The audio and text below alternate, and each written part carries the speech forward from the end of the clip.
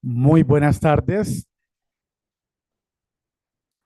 Damos la bienvenida al panel conversatorio titulado Colombia y China en el marco de la cooperación en economía digital, reducción de la pobreza digital y, en este caso, alimentación a base de insectos en China. En este caso vamos a tener un panel muy interesante con los invitados que en este caso proporcionó la Facultad de Negocios Internacionales a través de la decanatura y la decana Angélica Noelí Marín. Darles la bienvenida, en este caso, a la profesora Jin Ran, a la doctora Hee Bin Sik y al doctor Luis Ayun, quien en este caso desarrollarán las temáticas expuestas. Agradezco a todos por su asistencia y participación. Este panel se desarrollará ya en 3 bloques temáticos, en este caso con la presentación de cada uno de los ponentes en los temas propuestos. Cada uno va a presentar, en este caso, las temáticas y al final se harán las rondas de preguntas. Nuestro objetivo es fomentar la reflexión y generar propuestas concretas de cooperación entre China y Colombia. Damos, obviamente, apertura, en este caso, a través de la temática de la profesora Jin Ran, que nos hablará sobre el tema de economía digital. Démosle un caluroso recibimiento a la profesora Jin Ran.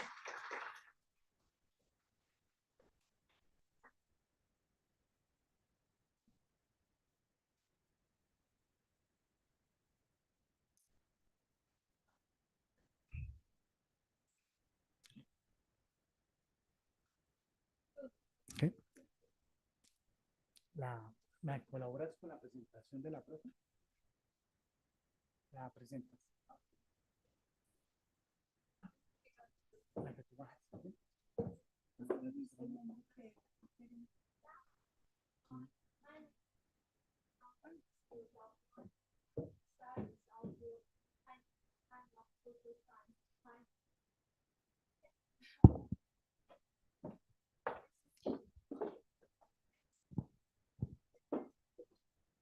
It's a very great pleasure to be here today and share my reflection on digitally enabled poverty reduction, China's experience and the prospects for China, Latin America, and the Caribbean cooperation.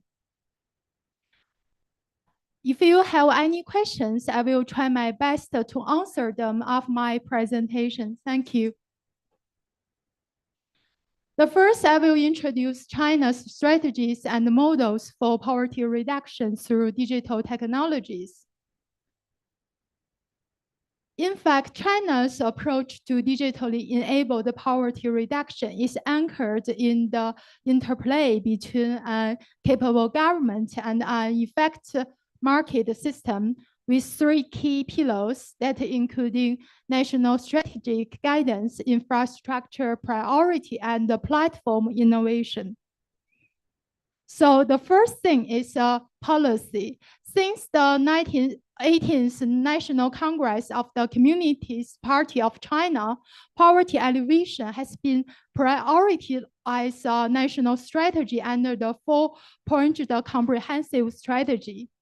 Eliminating rural poverty was one of the goals in the effort to build a modernary purpose society by 2020. And the digital transformation as a key driver, especially given the China's digital economy has been quickly divided.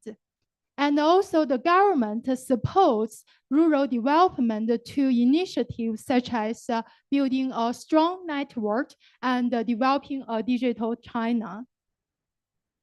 So here we can see the policy since 2015 to 2023. So that means the government really want to reduce poverty and made a really hard progress to do it. The second pillar is infrastructure. So China has did a lot for full coverage of infrastructure in rural area. That means help achieve smooth connection with cities and towns from traditional infrastructure to new digital infrastructure, and from logistics to information flow, making it possible for rural area to integrate into the national unified market. So here we can see the traditional infrastructure network.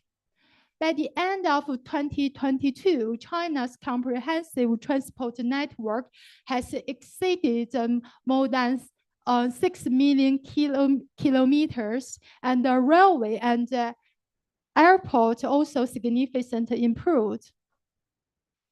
For the rural area, we can see over the past decade, more than 2 million kilometers of rural roads was newly built.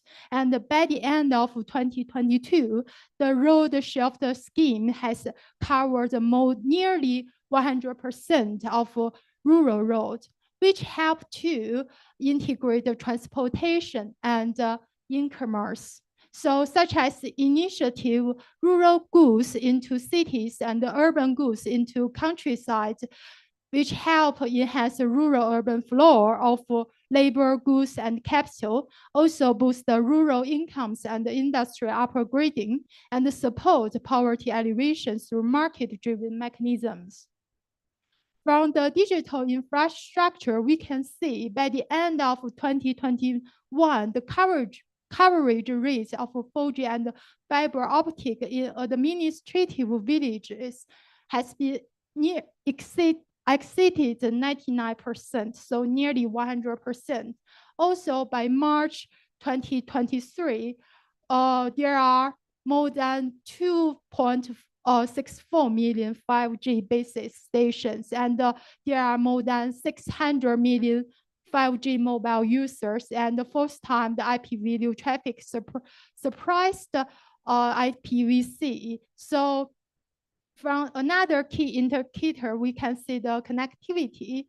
Gigabit optical users has been more than 100 million, and the mobile IoT users have been nearly 2 billion. So there are also more than 15% of the network connection were things to things, that connections that cross the smart city, intelligent transport, mobile payments, and digital public services. The last one pillar is an innovative platform. Especially the leading platform companies are innovating their business in rural area to provide a strong foothold for poverty reduction from 4 aspects. The first one is digital technology, which helped the rural area to build such as a rural e-commerce model, online shopping, and live streaming sales. The application of digital platform has helped to create a new employment models and also bring more employment opportunities for rural and remote area peoples. The information supply for women and elderly people also helped them to improve their employment skills and got more information from the jobs markets. The last one is platform company also support agriculture scientific research and empower traditional agriculture through emerging technologies such as big data and IoT. So that's helped to improve agriculture production efficiency and increasing production and income for the rural people. Here we can see one case. The first case is Ali. Since the 2009, Taobao villages has emerged as key hubs of rural digital entrepreneurship. And right now, Taobao village is also defined a rural administrative village with more than 10 million yuan in annual e-commerce sale, or more than 100 active online stores or online stores with more than 10% of local households.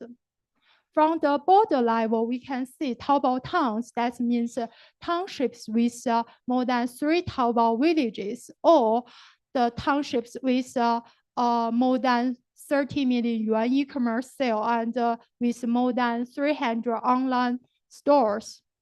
So according to the Ali Research Institute, by 2022, there were more than 7,000 Taobao villages and more than 2,000 Taobao towns, so which cover 20 provinces and 118 municipalities in China. Here we can see the geography distribution. Guangzhou and Zhejiang are two coastal cities. We can see there is quite concentrated in these two counties.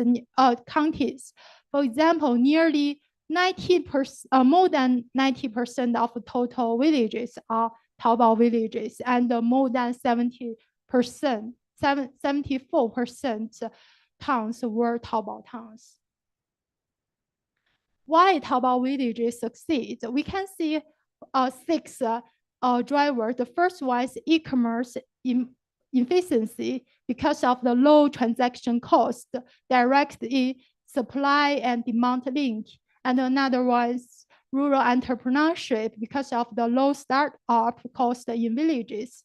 New farmers, especially the young and educated new rural people, really want to do e-commerce, and the logistic inspections help to deliver and also have enough warehousing.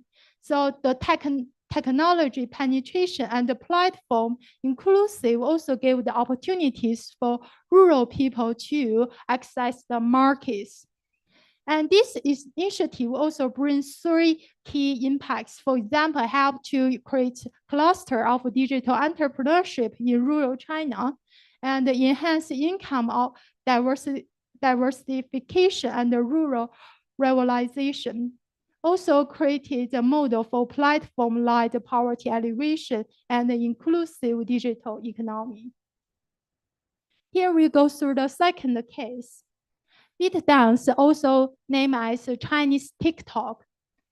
The first model is a Chinese TikTok. Combine e-commerce and live stream to create the new engine for agriculture development. Here we can see 3 key initiatives. The first one is local products on headlines that help to promote premier agriculture brand from 20 national poverty-stricken counties such as Shibaoshan kiwi, that is Hunan, and red rice in Yunnan province. The second initiative is county mayor's live stream. That means the local government officials act as a digital ambassador to promote local products. The third one is the good products live villages, which means support market to access for rural producers through short video storyline. Here we can see by the end of 2020, there were 110 county and city officials participating in live broadcast, and they generate more than 100 million yuan through the e-commerce sale, and of which more than nearly 70 million yuan came from the national designated poverty-stricken counties. The second model created by Douyin, Chinese Douyin, is combine mobile internet and rural tourism to unlock the value of scenic resources. For example, in November of 2018, Douyin launched the initiative Mountainous Area Dou is Good Scenery to support rural tourism in scenic but impoverished region. This program also works across 4 dimensions. The first one is to address traffic bias in the platform's algorithm and develop the new products function, offer talent training, and establish a certificate through Douyin system. Daocheng Yading is another notable example that is based on located in Greater Tibet Autonomous Prefecture. Since it goes through the virtual on Douyin, which gains national attention and become one of the top rural travel destinations. The second part right now, we will look at China and the Latin American and the Caribbean countries' cooperation on digital enabled poverty reduction. So there were 3 reasons we can do together. The first one is the shared commitment to poverty reduction and social equity. The first one, China's target poverty alleviation and the Latin American Caribbean's multidimensional poverty approach. The second one is because right now there are existing policy frameworks for poverty reduction. The first one is China's Latin American policy papers in 2008 and 2016, and also the China-CELA Cooperation Plan 2015 to 2019 and 2022 to 2024 also highlights poverty reduction as a key area. The third one is from the practical perspective. Right now, China's development assistance and engagement in Latin America also help to reduce poverty and help Latin American countries to build their self-sufficiency. The last one, South-South cooperation right now also think about reduce poverty for the global South. What we can do, the first one is knowledge exchange, inclusive trade, and socially oriented investment and digital innovation. From the first perspective, we need to build a multi-level knowledge sharing system. Right now, China and the Latin American Caribbean knowledge cooperation is still at an early stage compared to China with other areas. The first China, Latin America, and the Caribbean Poverty Reduction Forum happened in 2021. So we need a structure and a comprehensive system for knowledge sharing, especially including more thematic forum and institutionalized training. The second one, we need to enhance the purple and the inclusive nature of the trade, especially in recent years, China and the Latin American and the Caribbean trade has a mixed effect on poverty. The first one is job creation and the price reduction, which benefit the poor and also bring positive impact increase when gains are redistributed via social policy. The third one is maximizing social benefits of inclusive and aid, especially under the Belt and Road Initiative. Poverty reduction can be deepened through inclusive urban infrastructure development, skill training, and green development and disaster resilience, prioritize education, health care, public services in future aid and projects. The last one is leveraging China's digital capability for poverty reduction. right now, most of Latin America and Caribbean countries still face significant digital divides by class, region, and infrastructure. So in the future, China and the Latin American countries can do together through using digital tools to improve targeting and precise in poverty intervention, and also promote digital economy access for vulnerable populations. That's all my presentation. Thank you so much.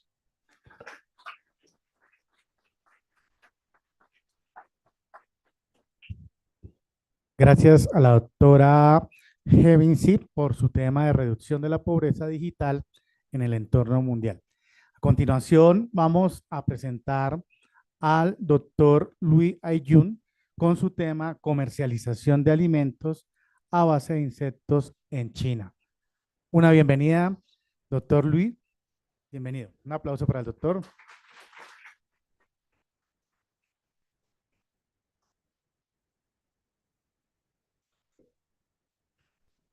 De cara a la presentación del doctor, ¿sí? Ya, estamos haciendo transición.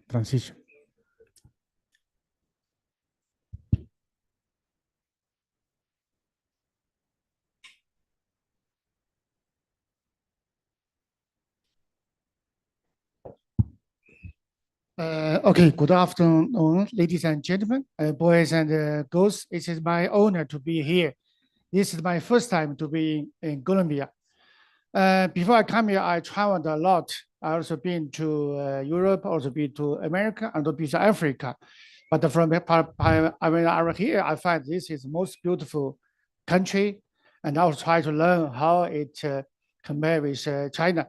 Actually, China and Colombia all are developing countries, right? We try to help our farmers have a better income because agriculture is very important for China and Colombia. So my topic for this one is I was thinking that actually we have a lot of product. We have a long history. We have a lot of local food, genius food, but how we can make it successful, right? So that's I'm thinking about this. So insect food for China, for Colombia, not a new topic, right? Why? Because we all have a long history. We all have a problem of food security, right? So in history, people already eat it for a long time, right? So this is a typical food for that. But of course, in order to get a better price, we have to think, okay, how we can, to study about the market, how we can get a better income, right?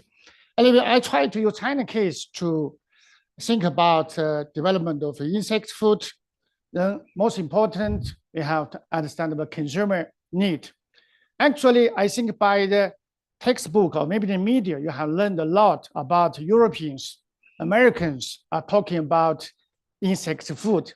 Why? Sustainable development, right? Because we have big population in the future, land is limited, resource limited. So who can feed us? We need to find an alternative new resource of product, right? Well, actually for China and Colombia, why? Because we are hungry. So in the history, we have eaten a lot. And so this is not a new topic, but the big question is how can we use this kind of traditional food to make money, right? Okay, then I will try to tell the China story.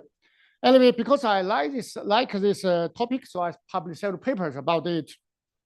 So this is about China. So China is a country with the largest population, right? But of course, no, we are the second. Number one is India, right? But in history, we have, always fighting with the food security. So China has eaten insects for 5,000 years. So we eat everything to feed ourselves, right? And also, you can see many varieties already be, used as food in China history. And of course, for the insects also were consumed, for example, maybe the eggs, maybe the adults. So anyway, many literature has proved it is a nice food. And also there are many ways to cook the edible insects, not just in a barbecue, but also for cooking, for boiling, for other, ways. Anyway, in China, we from in 2018, the Ministry of Health also promoted the silkworms and the healthy food. Why? I think you have read a lot about that, right? People have found that edible insects have high protein, low fat, and a lot of minerals, right? Good for health. So you promote as healthy food. And also it's from the literature, we find Chinese people are very familiar with this kind of food. It's proved by the international scholars and China scholars. And also people also, they try to study about Chinese and also Europeans. Because Europeans insect food recently is very hot. I think maybe you have some professors from there, right? They are promoting about that. Like Wageningen University, they did a lot of research about that. It could be industrialized, but why no market? Why? Of course, that's interesting. We need to study, right? They compared with that, they find that Chinese people are very concerned about the insect taste, nutrition value, and the familiarity, and the social appetite are higher than Germans. Why? Because historically we like that, just like Colombia also love the insect food, right? So Chinese people love to pay, processed, unprocessed food, than Germans. And now I also find that Chinese people are, compared with other countries, they are more like to have insect. Why? Because of the culture. Actually, in China, edible insect not only food but also part of the traditional medicine. And then I did the research in China.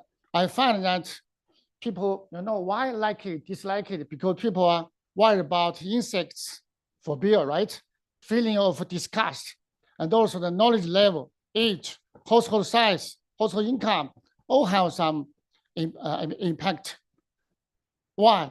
Actually, I find in China nowadays people love insects not because of hungry, because what? Young people love to try something new, right? And also the ladies, they are thinking, okay, that's why it's high protein, less fat. So they love it, right?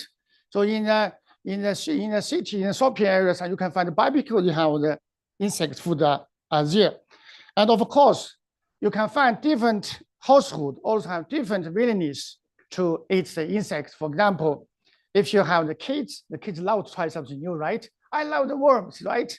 So that's very important for the promotion. Of course, income also significant. That means when you have an income, you're more like to eat insect food. And of course, different market and different consumer, right? We cannot direct copy, but that means we have to identify who are the guy allowed to pay a high price for us, right? So anyway, this is a case of what happens in my region. We have this worm. It is in my province. Actually, this one was traditionally the food. Why?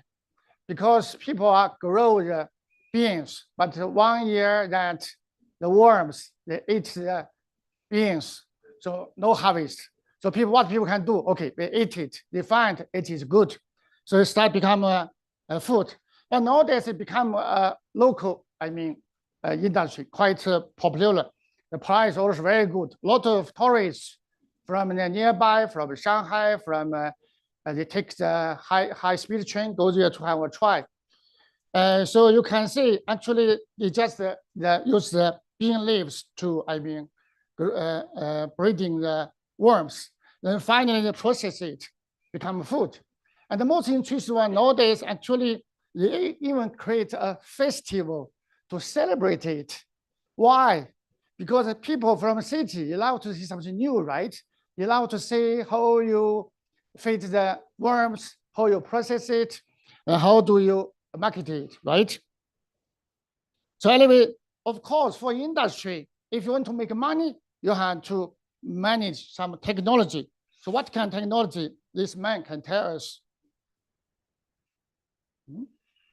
So can you click it? It's a video. Dale clic al video. Por favor.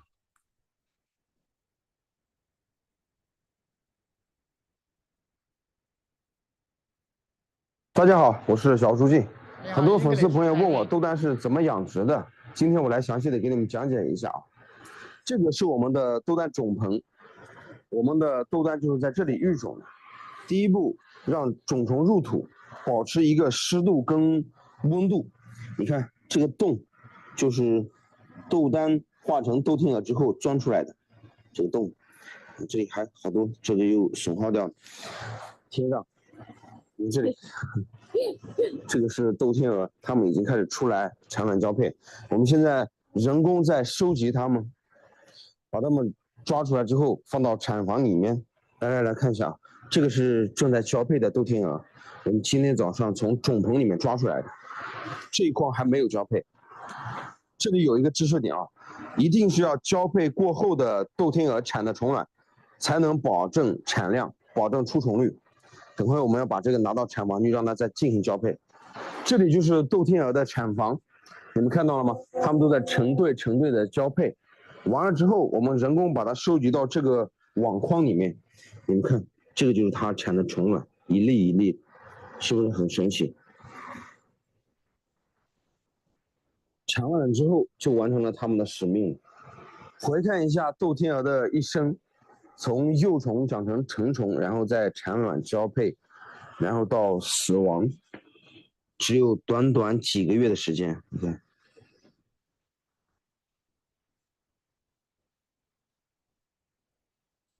我们现在把豆天鹅分到这个空网筐里面，等会便于收集虫卵。这地方的豆天鹅正在产卵，我们把它们交配完成之后，母的豆天鹅单独分开放到这里面。你们看啊，这上面都是虫卵，大概每一个母的豆天鹅能产到170-180颗虫卵，整个周期3天的时间。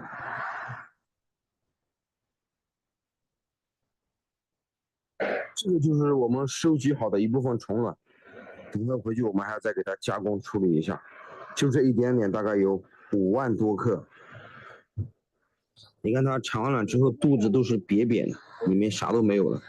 其实像这个喂鸡喂鸭最合适了，蛋白质贼高。吃的有。Tomorrow。我们现在把配对好的拆开，公的扔掉，母的留下来让它产卵。Nice。接着我们把处理好后的这个虫卵放到这个小网袋里面，就这样的小网袋啊，有专门定做的，每个网袋里面装个30-40粒就可以了。装好了把它折一下，最后一步把它钉到这个黄豆豆叶上就完成了，然后我们就静静的等待它长成成品。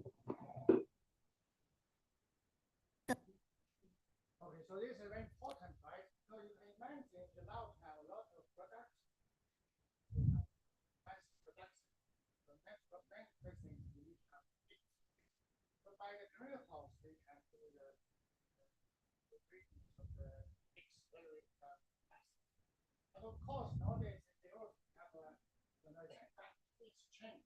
Normally, in order to do this business, you need to have inputs. What inputs? You need to have the breeding.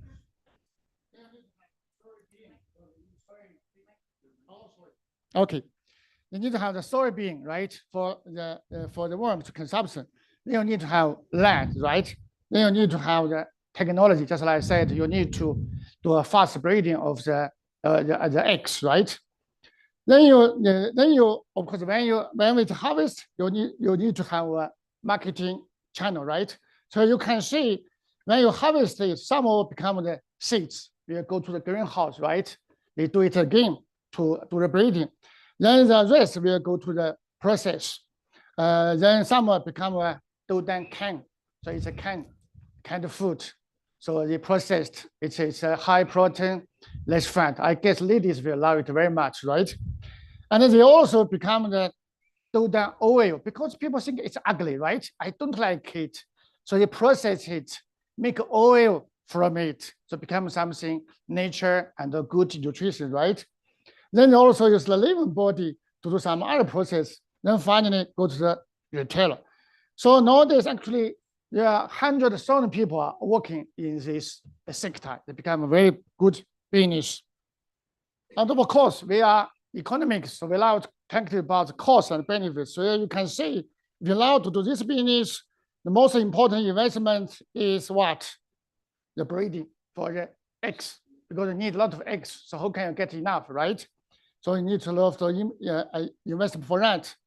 Then the second one is you need a tent, right? Because you need a greenhouse, right? Then the others. But whatever you can see, nowadays, do this kind of business is better than just grow the soil bean. It's almost 7 times more than that, right? Okay. Anyway, what we learn from this one is that commercialization, sometimes we also need to think about what we can offer. What is that? So why nowadays price is good? Why? Because income is better. People are looking for something different. Young people love to try something new, right? And also you need to analyze your product with the business score, right? Then you think about your target audience. Who are they? The city people. Shanghaians, they are coming. Beijing people, they're coming, love to try that, right? Then you need to promote that. That one is TikTok, live stream, right? That's a promotion. And TikTok is free. Everyone can have an account, right? So it can reduce the information barrier between the consumer and the farmer, right? And also need to have a good discipline, definitely. Anyway, when we think about agriculture, we always think about that is food. In reality, agriculture not only have one function, but also have other things. For example, it also can provide health, right? Nowadays, city people, rich people, they are very concerned about that. Just like people are always, young people nowadays, they always think zero sugar, 0 calorie, 0 energy, right? They are looking for that. So for this group, you have different consumer attitude, right? And also it's good for education. So the worm, maybe just sometimes for fun, not for food, right? And also maybe other things, for example, biodiversity, or maybe even culture heritage is something my childhood memory. My research proved the old people, if you have old people in a household, they more like to eat insect food. Why? Because 40 years ago, China still have a problem for food security. We just know this better, right? So this is very important for agriculture. We need to understand multifunction of the agriculture. Anyway, another reason for consumer also very complicated, right? So this is needs from the Maslow theory, right? So you can see the basic needs is food. When I have no food, no money, what I need? Food. So for example, what I consider about the price, but you have a better income, you are looking for safe food. I think you have read a lot about China. In China, 2008, we have a big problem for the food scandal, right? So we say, wow, China food is so dangerous. Is that so dangerous? So then so many people die. Actually, according to the report, not so serious. But why it's become a public issue? Why? Because income are better. The countryside people also can drink milk. So they are very concerned about safe food. So China released the food safety law in 2009, then revised in 2015, in 2017. But again, consumers are complaining. Why? Because income are better. So they are looking for something trust. How can you make a trust? Of course, we will use the other way, for example, traceability system, right? To be certified, maybe another logo, right? Do that. So for the poor, for the lower income, more looking for product. When you have a better income, people are looking for food, similar like Kenya, right? Then you treat it like a gift, just like students, you buy food, you will think like a gift, like a bouillon, something new. Then you have rich people, something luxury. What's luxury? I have, you don't have, right? So for the richest guy, then another way. So anyway, of course, it's also something belong to some emotional way. For example, the basic needs is physically, I'm hungry. So I don't care about the brand, environment. I just love something cheaper to feed myself. Then safety. I think most of us here, we are in this level, right? Safe, we must make sure. Then I love to buy something from Colombia. I love Colombia, right? Belongings. Then also someone respect you, right? Self-esteem. Then you have self-actualization. When you are rich, again, you are looking for something. You are Colombia people. Whatever you are always think about Colombia food, right? Something in your memory, maybe some story, childhood story, will make you willing to pay a higher price. Okay, so anyway, so sometimes it's quite fun. Like this one in China, it's a toy, very expensive for the kids. Why? Because nowadays many kids are in the school, especially in the city. You don't have time to fun, right? So they use an aunt, a plastic, so the kids can watch it and become a toy, right? So before it's nothing, but now it becomes something expensive, something like 20 yuan. 20 yuan, that means like $30, something like that, right? It's nothing, right? And for this one, crab, my region, we love crab. But for me, I don't like it. Why? Very few meat. But this one, maybe like it. Why? It's something luxury. You can see, you order to eat it. I need so many efforts, right? So I'm trying experience, so allowed to pay. Strawberry, we always think that in the wide field, right? In a greenhouse, in a field. Why don't you grow it, and fence somewhere? It's possible. Of course, depends on the consumer, right? This one, people love to eat, especially family with the kids. Why? For fun. So the kids can farm it, right? This one also a toy, right? The grass, you can have a scissor, you cut it. So the kids will love it. The parents will love to pay a good money, right? So anyway, this is very important to understand about the consumer. Another one, if you love to make money, you also need to think about another field. I think you have learned it from this professor from Harvard University. He said the business people, they make money. How? Because one way that you have a new way for production. Before, it's in the outsider. Now you go to greenhouse, right? Another way, he said, new market. Now it's in Colombia. Why don't you send your coffee to China? Why? Because China has an emerging market for coffee. They are looking for some premier quality coffee, right? So that's a new market. Another one is that maybe you have a new source of supply, right? Supply, then you get some cheap inputs. Another way, you can also try to do some new type of organization. For example, I think Chinese people are lucky. They are benefits from the internet. Why? Because the farmers can direct facing the consumer. Before, from the production to the consumer, it's a long chain, right? You need to cross the middleman, wholesaler, retailer. Nowadays, people can direct use internet to do business. So the transaction cost is reduced. So consumers are happy and the farmers are happy, right? And also you can have a new product. Sometimes new product doesn't means new, right? Just something new, right? For example, the grape, most are maybe purple. Then you have a green one. Then the young people will like it, right? Strawberry is a red one. But you can see in some shopping center, they're selling the white strawberry, very expensive. Why? Young people like it, right? Okay, this granny is making money. Why? He knows that in the morning, then some people will come, freshness, right? And also, he don't need to pay the fee for the market, right? And also the farmer market, and he puts there, some people will like to buy it. The tourists, they are coming, the city people, right? And this one also interesting, wet market. Now that in China also upgrading, but the most interesting, you can see what the lady doing. Peeled beans. He finds peeled beans have a better price than the original beans. Why? Convenience, right? Convenience. So convenience is good value. This one, in China at the beginning, we don't like it, but nowadays also become popular. Why? Convenience. And for the meat, nowadays also quite interesting. In the old time, every household will raise a pig. Nowadays, I think, don't have it. So that means you don't have a big knife in your house anymore. So what you do?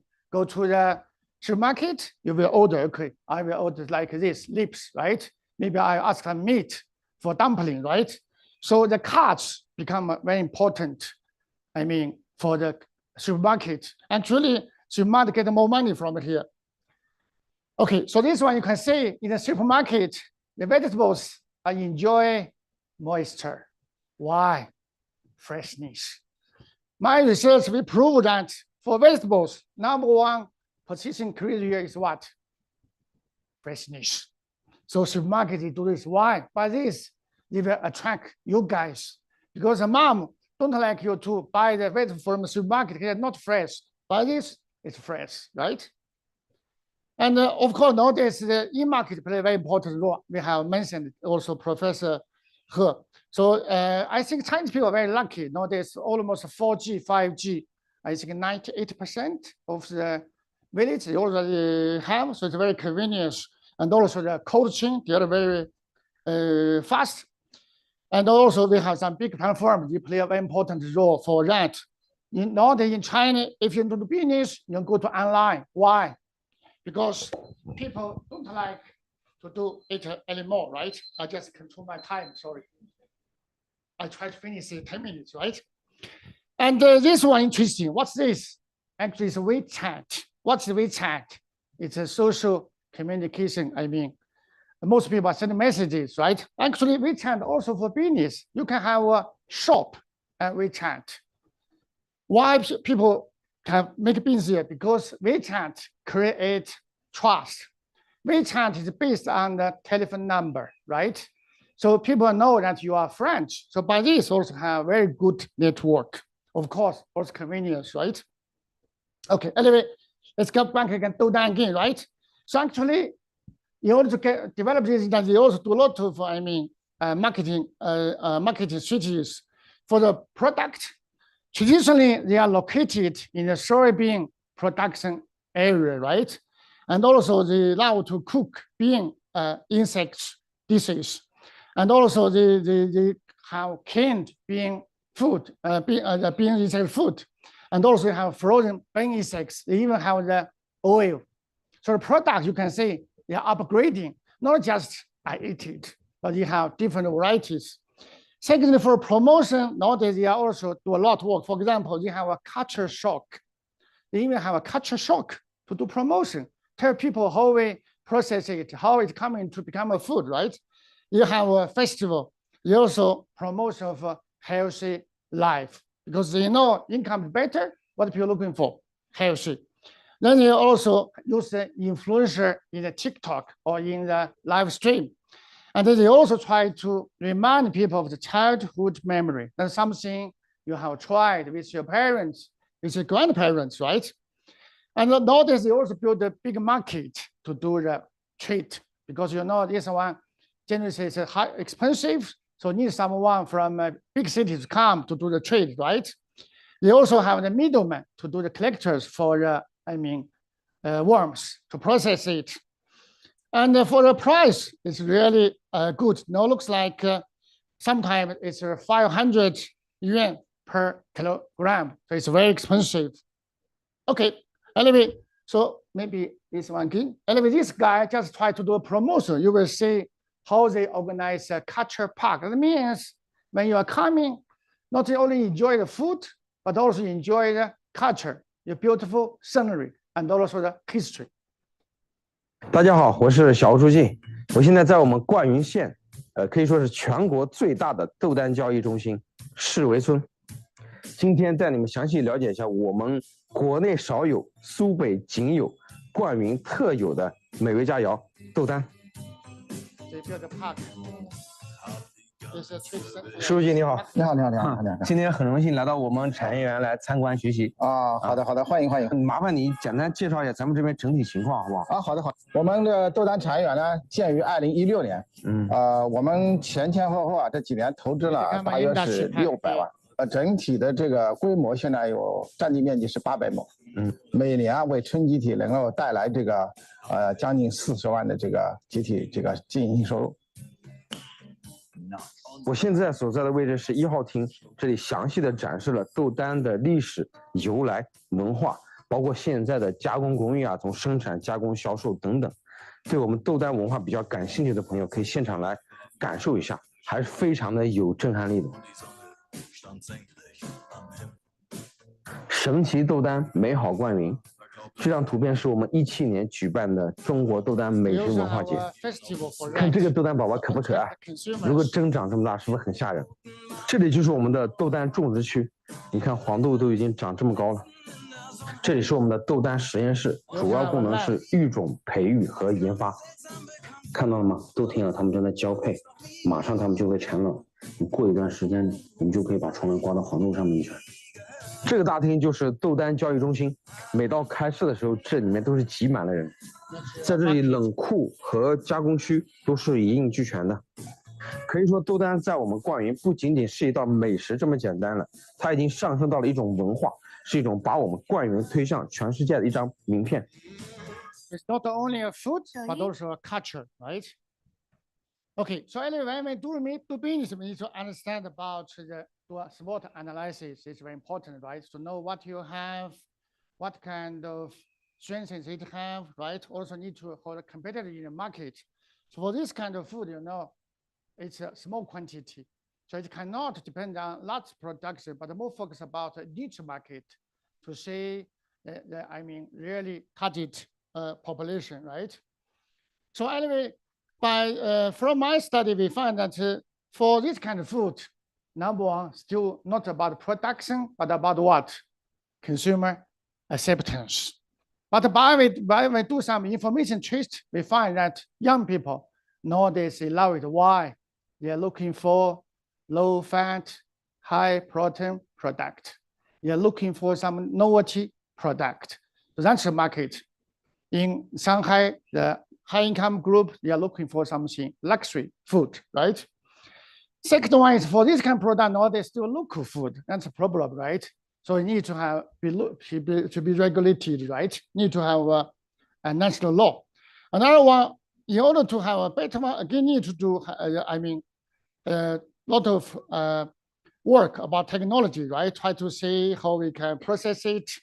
We also need to try to see how we can recognize homology between medicine and food. Actually, in China, many people are very concerned about health, right? Healthy food. Another one is traceability system is a big challenge, I think, need a lot of work. Actually, Europeans don't like edible insects in the past. Why?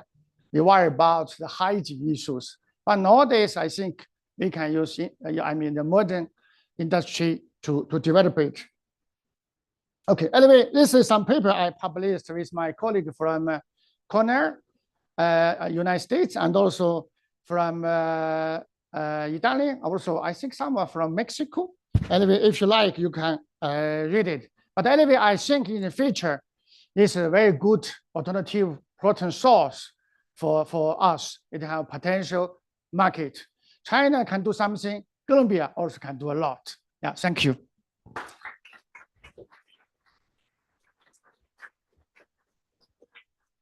Gracias al doctor Liu Aiyun por su tema comercialización y la cadena agroalimentaria a base de insectos en China. A continuación, vamos a generar una ronda de preguntas en el cual nuestro profesor Fabio Bastías irá a realizar la moderación de las preguntas. Habrá en este caso un espacio de tiempo por cada pregunta, por el tiempo que obviamente tenemos para este panel.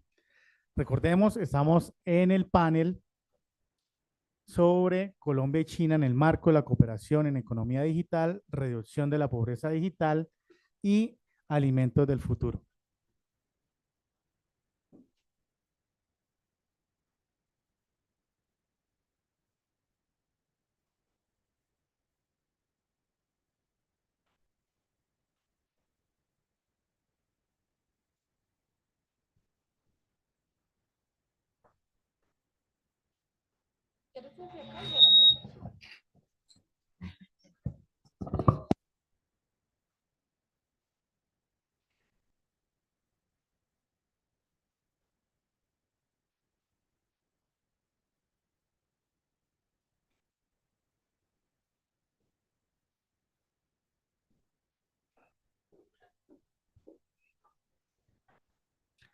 Vamos a abrir 2, 3 preguntas al público en general, estudiantes. Por favor, pueden alzar la mano y se les acercará el micrófono correspondiente. Vayan alisando sus preguntas. En un momento, mientras generamos acá el alistamiento de nuestro panel,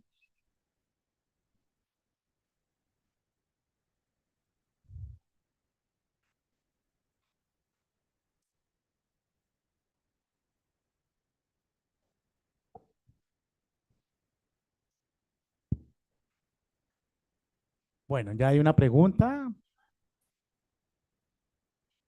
Bienvenida. Hi, my name is Angelina Leguizamón. I am 7th semester of Business International. And my ask is for the last person, Lie. My question is, you brought examples, Liu. Professor Liu. And my question is, if you are, you brought examples of insects that you eat in your country, but you eaten like mojojoy or mojojoy some worm of the big bottom ant that we eaten in this country. And see a commercial opportunity in this place for these insects? Or what do you think about these insects? I think whatever generates income is better, right? Whatever in Colombia or China, no people, I mean, have enough to eat. But the people, they are looking for something new. It's always for young people looking for something healthy. They are very concerned about that. And also for looking for something novelty. So edible insects, traditionally is food, right? I think there's a potential market in the city people. But of course, we need to, I mean, attract the young people, right? They have their own marketing channel. Maybe you need to special social media to see and how you can, I mean, attract them, and also more connected to the attributes of the healthy. Then you can have very good price. And of course, another one is that I think we still need to have more, I mean, process work. For example, European Union, I think this March, they released a new law that the mealworms not allowed to go to the bread, but they must become powder. And it means sometimes we need to reduce the bias of the consumer, right? So as a protein source is good. So you need to identify which channel is good for you. Just like in China, the doudan maybe not good for direct eating, but the oil, people like it. Why? High protein, less fat, and a lot of nutrition value. Yeah, thank you. Muchas gracias.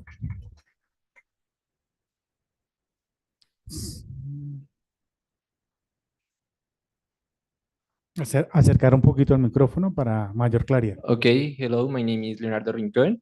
I'm in 7th semester. My question is, Dudan industry is large enough to export to the other countries, and what will be the target market? That's a very good question. It's a pity. Nowadays, only a local delegates.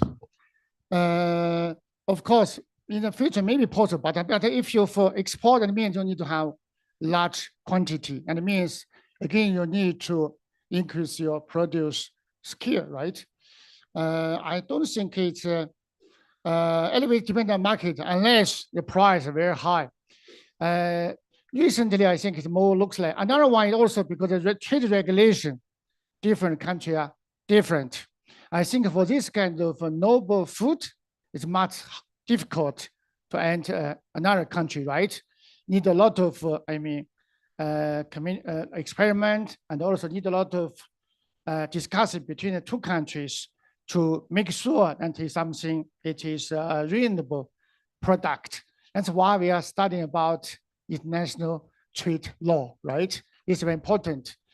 In China, maybe a food, but here maybe not. We need to understand about that. Well, it all depends on the market. So I don't know, but I have say something like, for example, if you process as a powder, then it can go to another market. I have said in Europe, it's possible, But you need to think about it. You reduce the problem of people are worried about, okay, hygiene, disgusting, right? Become something they would like to have. But anyway, there are some market, for example, as I mentioned, high protein, less fat, a lot of nutrition value. That's some people like. You guys like it. So I'm sure in the future, edible insects, industry have a good opportunity. Thank you. Muchas gracias.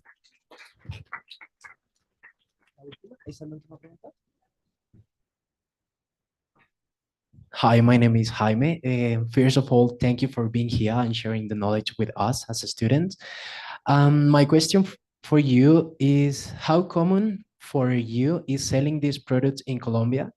And another one will be, could you give some advices for us if we would like to travel to China as international students again, or maybe as a professionals for make some business over there? Thank you. Okay, thank you very much.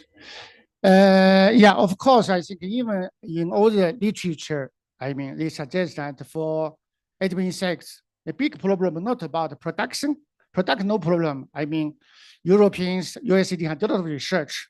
The big problem is how consumer accept it.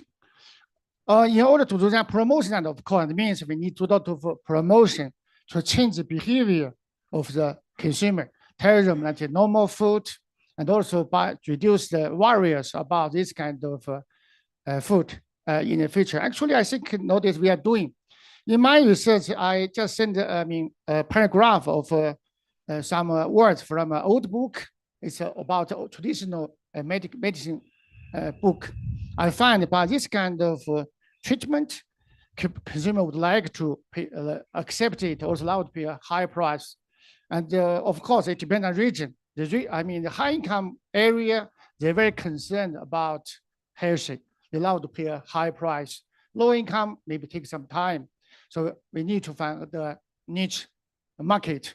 Also do a lot of innovation, right? To change maybe process, become powder or become other thing that cannot create something and consumer don't like. This need a lot of innovation. I don't know, but anyway, in China, the worms, the silkworms was connected with the barbecue.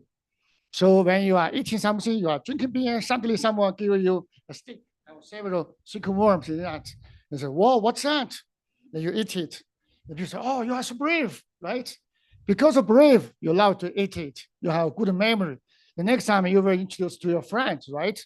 Another reason from my view that nowadays very concerned about sugar, concerned about the fat.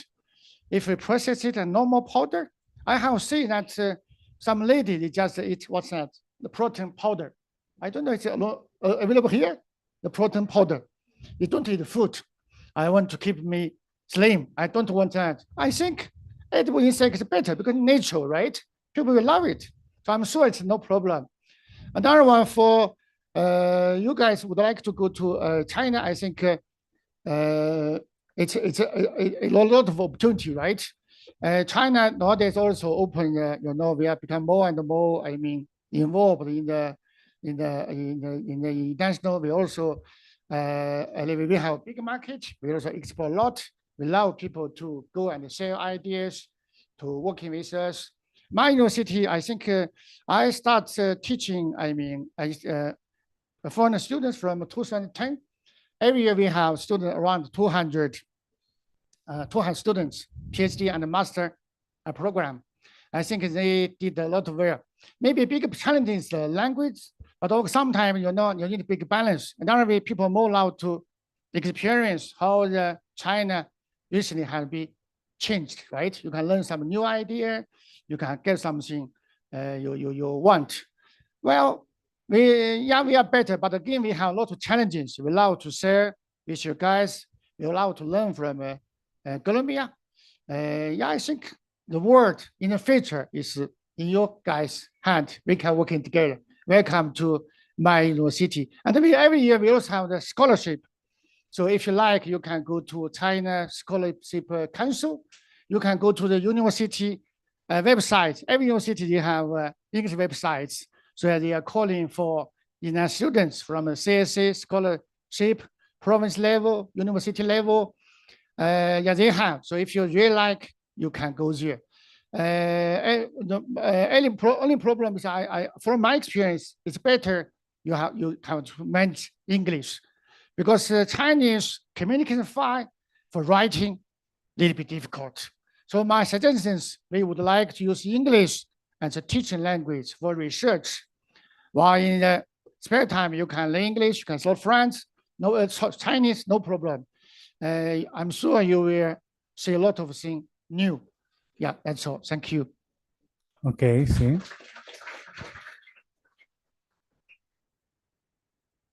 Hi, my name is Arturo. I am an exchange student from Mexico. I am studying international business. I am in my 7th semester. And first of all, I want to say that both of your presentations were really, really interesting. My question is for the first one. What's your name? Okay. Well, my question is for you.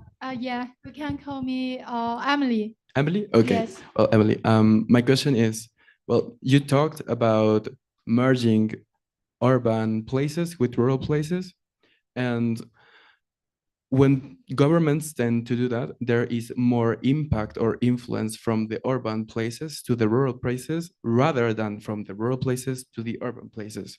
So usually in the long run, the rural places tend to lose those traditional values because they are really influenced by the big cities. So my question is that if the Chinese government has any plans or any ideas to preserve these traditional values and this culture from the rural areas, while at the same time implementing all of these new technologies. Thank you for your question. It's a really good idea.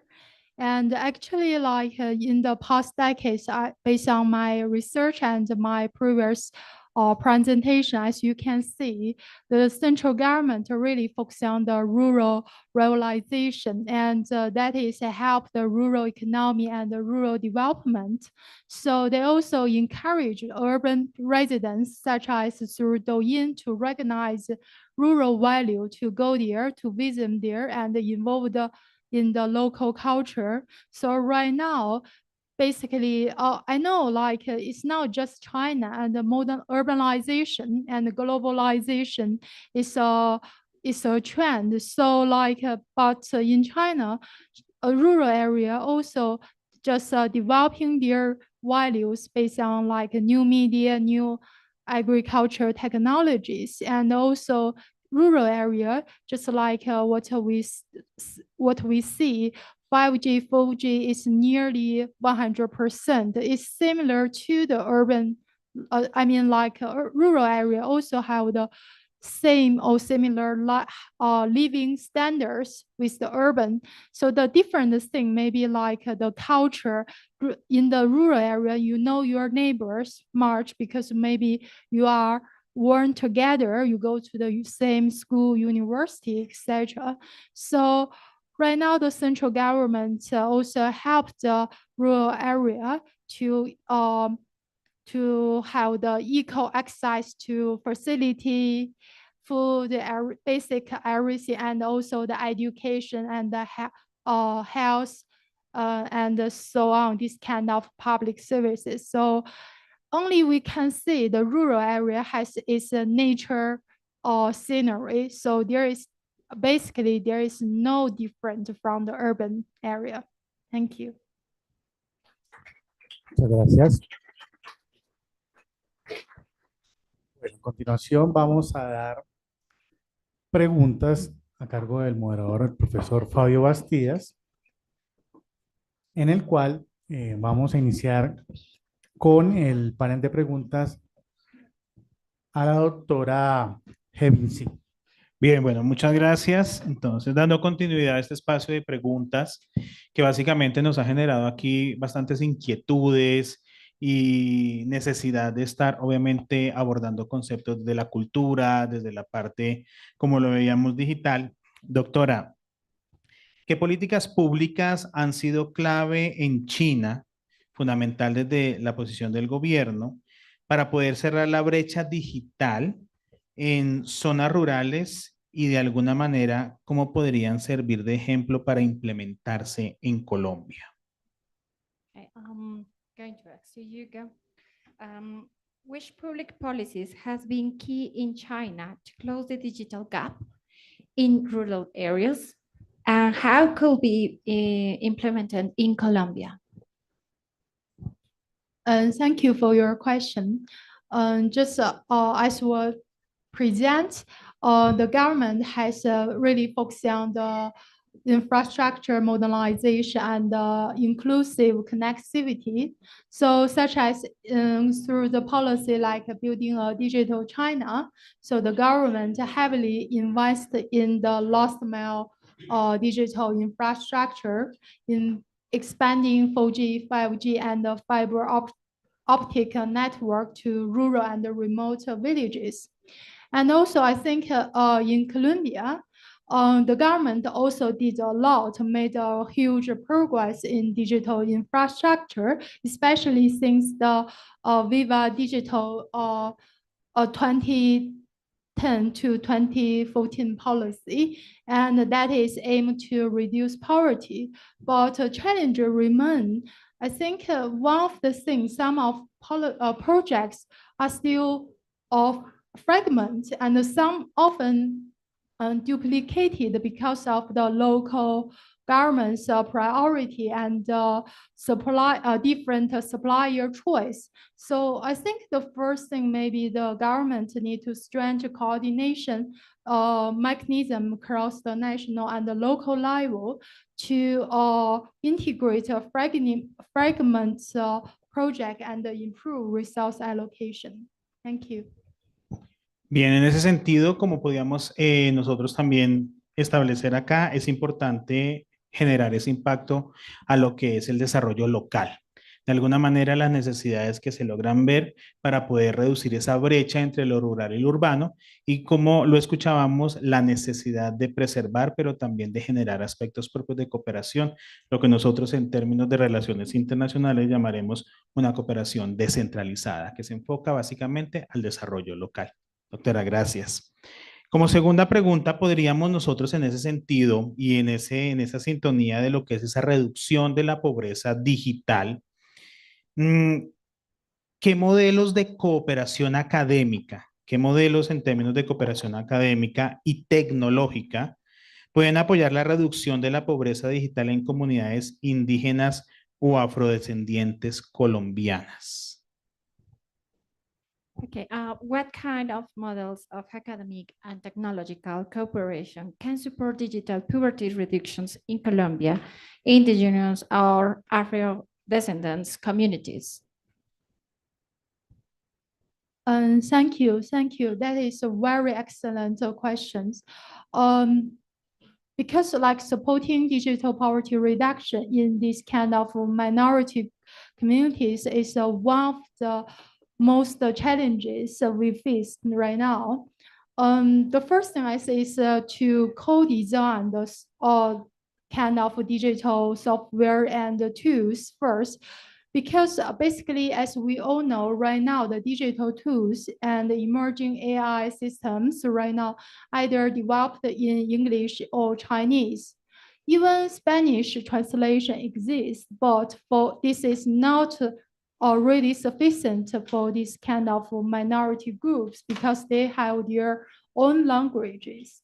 So I think the academics and the tech developer and also the local governments need to work together to co-design this multilingual and culturally adopted software. So that will be benefit for them to reduce digital poverty. Thank you.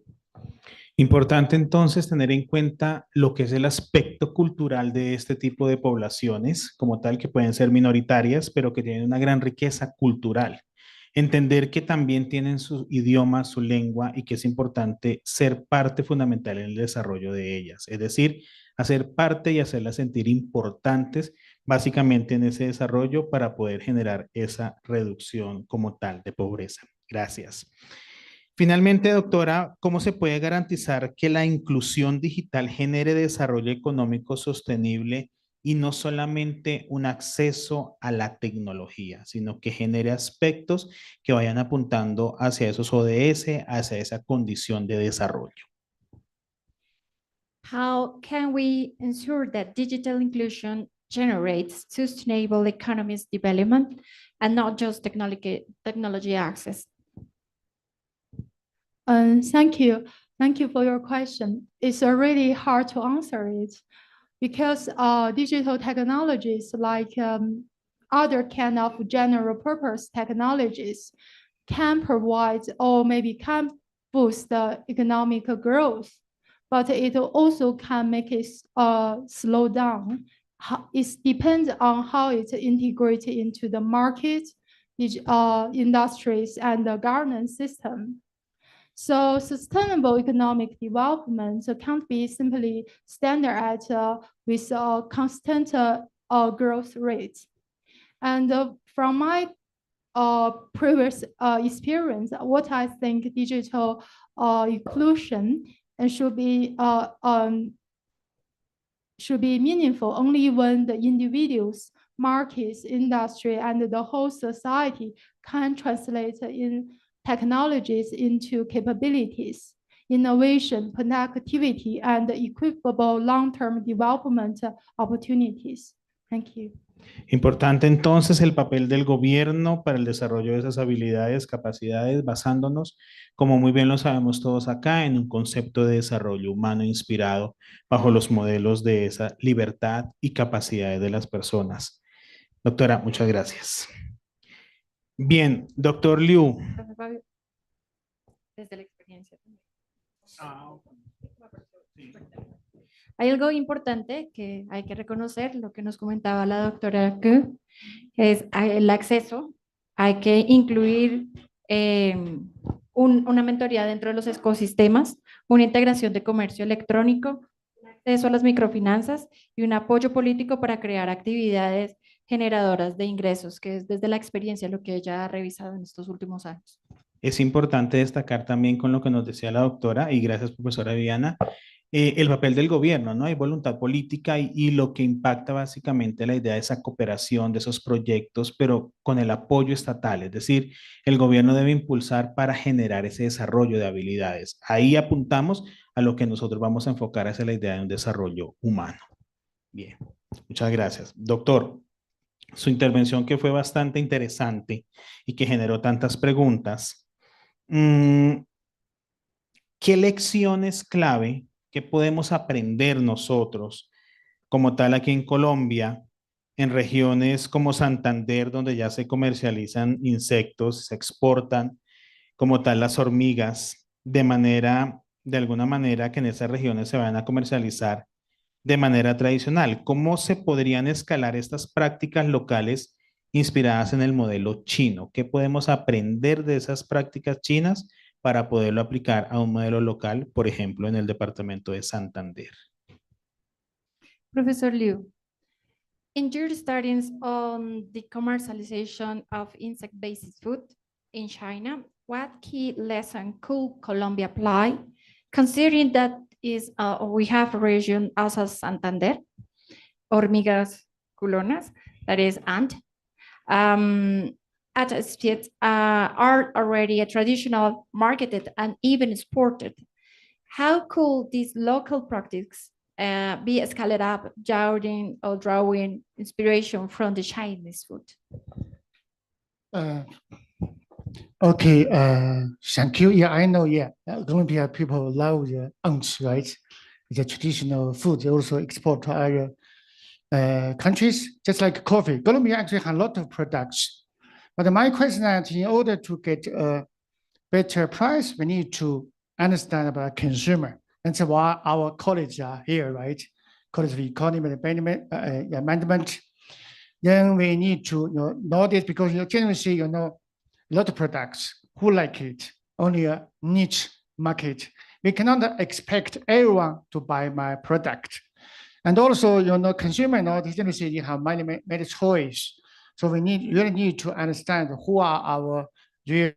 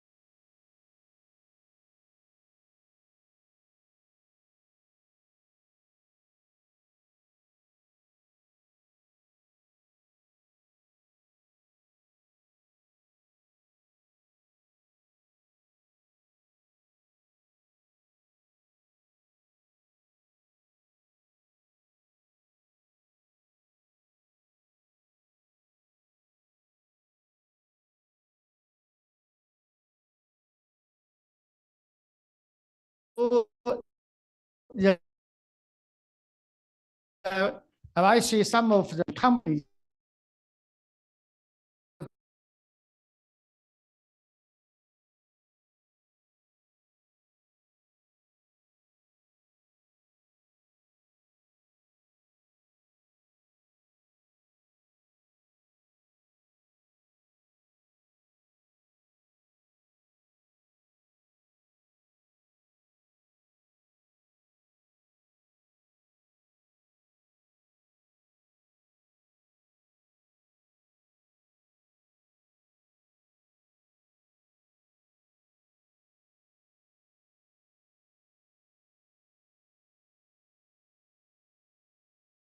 de estas nuevas formas de comercializar, pero también de productos que obviamente parten de esa innovación y que para nosotros desde Colombia quizás no pueden ser o no son de pronto tan explorados.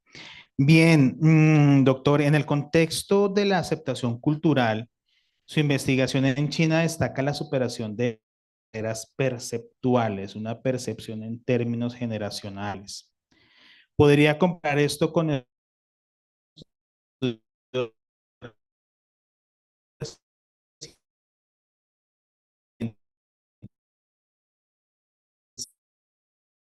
en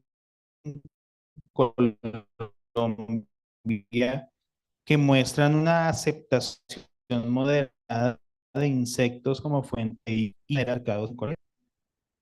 Okay, in the context of cultural adaptations, your research in China highlights our perception. You compare funding with studies in Colombia showing a acceptance of insects as a product source and suggest marketing strategy. Okay.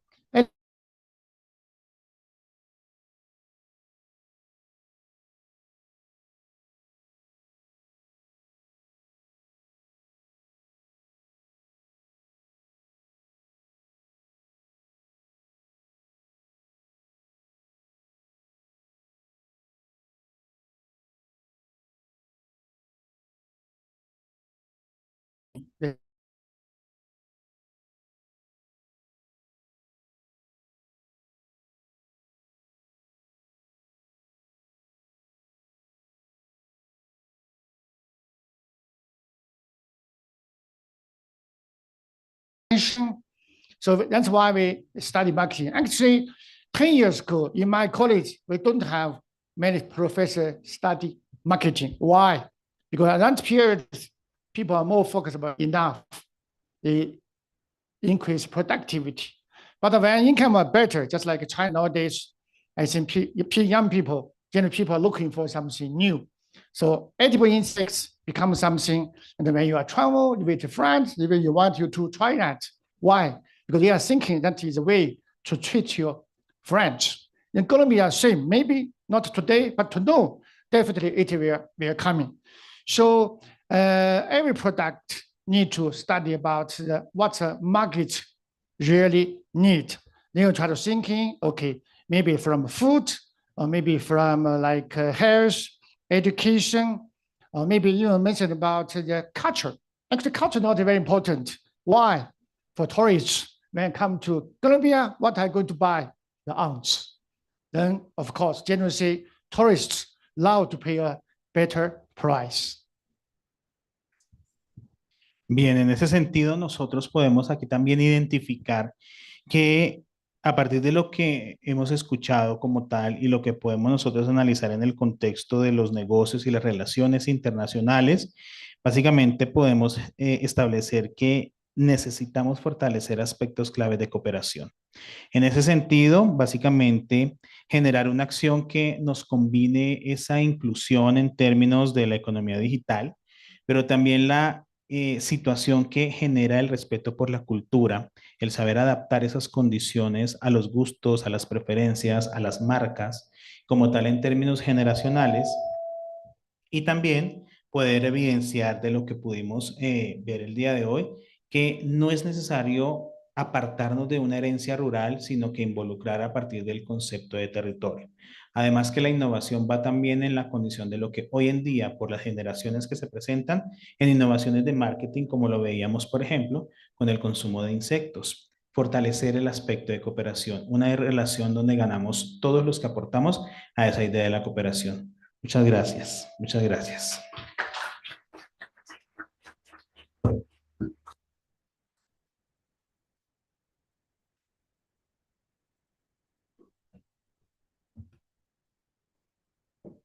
Bueno, muchas gracias por las preguntas por parte del profesor Fabio, la colaboración de la profesora Viviana Quintín, a la doctora Hevin Sig y al doctor Luis Ayun por sus temas, experiencias y conocimientos. A continuación, vamos a observar una intervención del doctor Carlos Julio Martínez sobre el tema la adhesión de Colombia a la iniciativa de la Franja a la Ruta. Máster, podemos darle reproducción. Cordial saludos a todos y a todos los asistentes a esta celebración del Mes Cultural de China. Perdón, Que en para alianza con la proyectar. Universidad Santo Tomás realizaremos el conversatorio. Para proyectar video, por favor, solamente estamos con audio en estos momentos.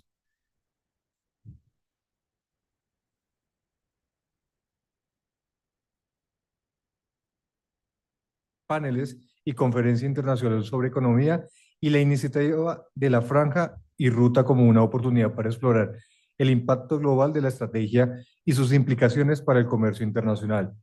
En este momento nos encontramos con el profesor Carlos Martínez, economista de la Universidad Nacional de Colombia, doctor en Economía y Sociedad, Universidad de París, estadías postdoctorales en Geopolítica de Estados Unidos y Economía Marítima en la ES, Escuela de Altos Estudios en Ciencias Sociales, de París, y secretaria de Ultramar en Francia a la nueva agenda en la Universidad de Harvard.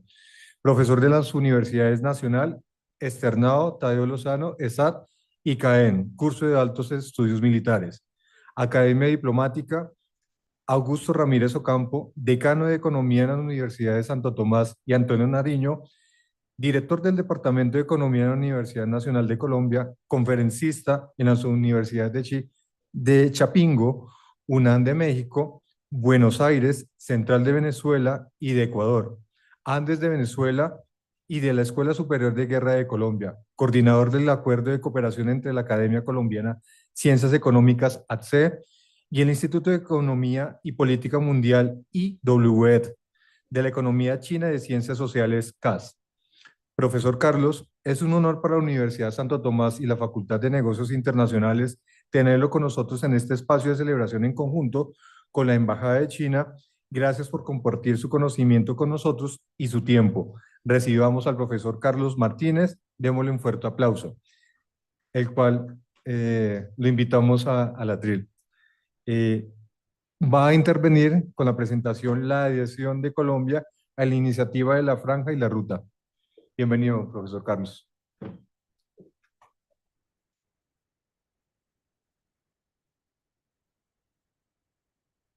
Bueno, muchas gracias por la invitación a este evento tan importante para la Universidad Colombiana, para la Universidad de Santo Tomás. El tema que voy a abordar se refiere fundamentalmente a analizar cuáles son las implicaciones para Colombia, para América Latina, relacionadas fundamentalmente con la iniciativa de la Franja y la Ruta, a la cual Colombia ha adherido en el año 2025. Podemos observar en esta presentación que hay un escenario previo a esta decisión de Colombia. Fundamentalmente tiene que ver con el ascenso del sur global, que es un nuevo ámbito de la economía mundial. Previo a la iniciativa de la Franja y la Ruta, con los BRICS se crearon foros multilaterales, se crearon cooperaciones financieras de carácter vital para la economía mundial y generalmente se fue construyendo lo que podemos llamar una nueva arquitectura internacional.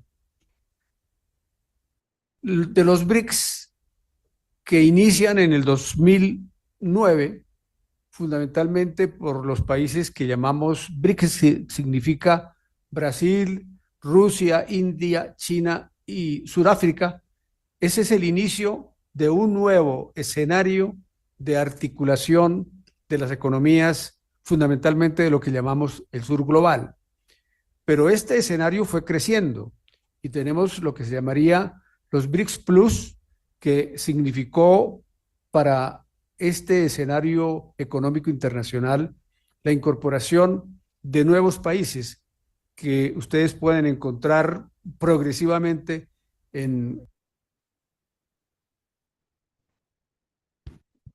Bueno, ante una decisión, en este caso, teniendo en cuenta las clases de muchos de ustedes para las 4 de la tarde, vamos obviamente a dar, en este caso, cierre al evento del panel Colombia-China. En este caso, ahorita vendrán las franjas de las 4 de la tarde para poderles respetar a ustedes el tiempo de ahorita de sus clases. Agradecerles por la asistencia el día de hoy. En este caso, espero que haya sido de su agrado, las temáticas muy relevantes y los esperamos en próximos eventos. Muchas gracias a todos.